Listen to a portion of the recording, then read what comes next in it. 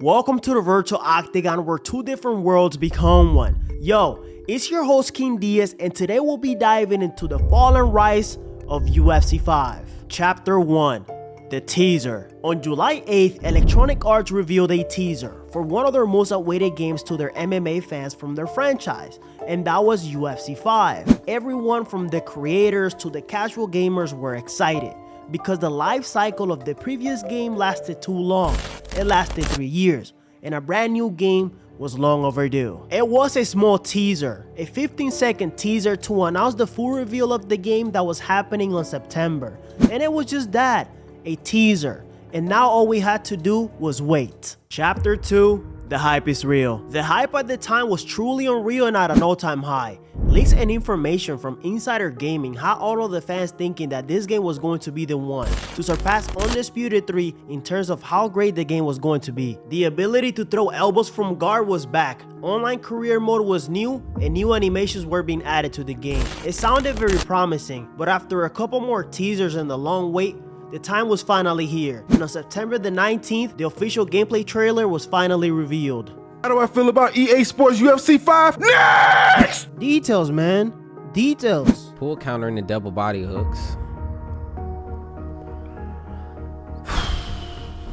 The graphics that are on these cuts, man, are absolutely amazing, bro. And that gameplay trailer was shocking, but not in a good way, because the game looked too familiar to UFC 4, and the new features that were promised didn't look groundbreaking enough. Some creators thought the game looked really good, while the other creators thought the game looked just like UFC 4, and that's when they started calling the game UFC 4.5. And the fans didn't believe this was a true sequel to the franchise. They thought this could have been just a simple update to UFC 4, just like other companies have done with some of their games, to make the game better over the years. And a good example of that is Ubisoft with Rainbow Six Siege. But no, this was UFC 5. The very next day after the trailer revealed, there was a closed beta, and it was time to see if the game was really UFC 5 or .5. It was a closed beta that lasted a week, and it was not to be discussed. Chapter 3, the game is here. 1 week later, the beta was done and the feedback from the beta was collected. There was a dead time in between the last day of the beta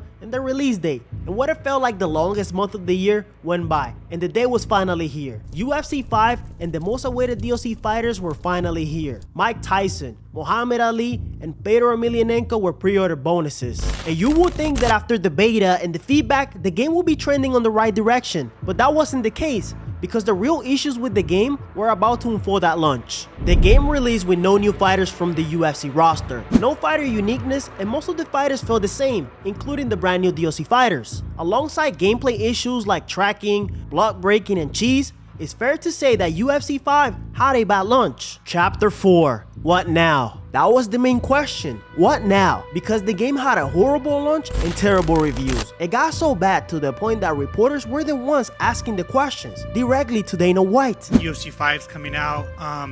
One of the biggest critiques and negatives about it is the roster of the game. It's missing tons of ranked fighters. I know you really don't have any say in that, but like, could you push to get more fighters in the game? Yeah, who's not in the game that we should be upset about? Like Sean Brady or Adrian Yanez or Nate Landwehr, all these fun fighters, top 15 fighters. It's basically a copy and paste from UFC 4. The developers had no choice but to take notice and take action immediately. Their mission was to improve the game and to make the player experience better. Adding all of the missing fighters from the roster in the rankings was another big of their commitments. While trying to balance and adjust gameplay, let's just say that was going to be extra challenging. A couple of weeks went by and slowly but surely 2 to 3 fighters started being added to the game a month. But with so many missing fighters from the game, 2 to 3 fighters a month were just not enough. And with the small changes made to the gameplay update after update, new updates weren't exciting because the game always ended up feeling the same. And the fighters the fans really wanted weren't the fighters being added to the game. The interest in the game was at an all-time low,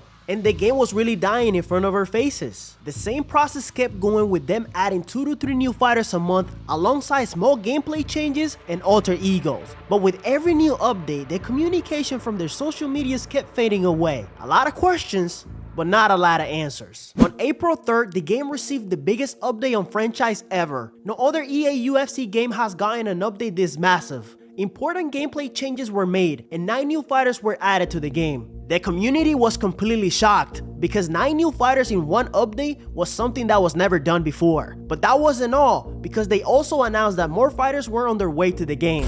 The plan was to add 30 new fighters between April and June, while at the same time they kept improving the game. The company went as far as flying some of the creators to Canada to make sure the future updates were pretty solid. After that massive update, the game is finally going on the right direction. At the time that I'm making this video, the game already has received another massive update and other couple good updates. The difference between the game we got at launch and the game we have today is massive. The game we have today is the one we should have got at launch. But here it is, the true fall and rise of UFC 5, something we're all witnessing with our own eyes. And I wanted to make this video because just like we highlight the negatives, we have to highlight the positives. But not only that, the truth. If you like this video, don't forget to drop a like. It really helps out with the algorithm. It was your host, King Diaz, and thank you for watching.